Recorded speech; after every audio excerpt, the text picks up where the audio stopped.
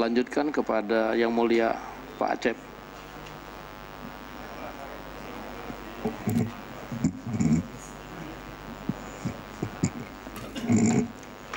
Terima kasih Yang Mulia pimpinan, para anggota dan saksi Pak Luhut yang saya hormati.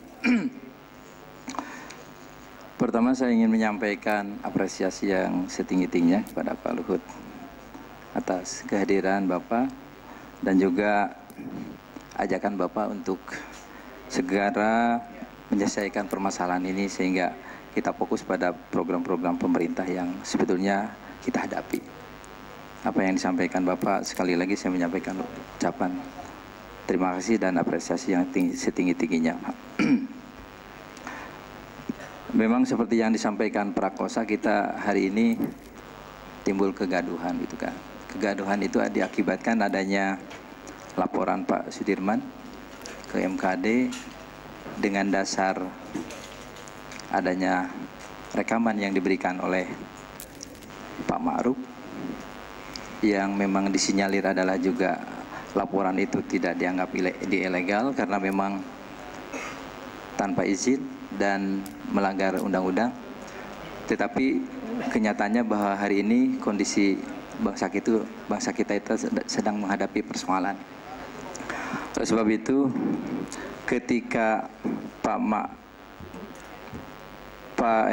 Menteri SDM melaporkan kepada MKD, apakah Bapak pernah memanggil beliau? Setelah melaporkan, kemudian terjadi ada kegaduhan? Ya, saya tidak pernah manggil karena yang bersangkutan tidak dibawa koordinasi saya. Karena saya melihat bahwa pertemuan terakhir Pak Menteri SDM itu dengan Pak Ma'ruf dan juga didampingi oleh Pak Riza itu tanggal 8 Juni. Sementara laporan itu dilaksanakan pada 16 November. Itu ada kurun waktu yang lumayan cukup lama, ya kurang lebih 8 bulan. Oleh sebab itu saya bertanya kepada Bapak, apakah ada koordinasi atau dia meminta saran? Apakah ini perlu dilaporkan dan seterusnya? Seingat saya tidak pernah. Tidak pernah ya Pak? Tidak pernah. Nah setelah kejadian? Juga tidak pernah. Tidak pernah. Jadi bagaimana Bapak bisa mengendalikan dalam konteks bahwa ini supaya bisa tidak terjadi terus-menerus? Karena Menteri SDM itu bukan di bawah kendali saya, Pak. Ya. Yang Mulia, itu di bawah kendali dari Menko Maritim. Kalau kementerian dan lembaga-lembaga yang di bawah saya, sepanjang ini koordinasi kami sangat baik. Maksud saya melihat dari sisi keamanan, Pak. Saya kebetulan tidak pernah diberitahu. Baik Pak.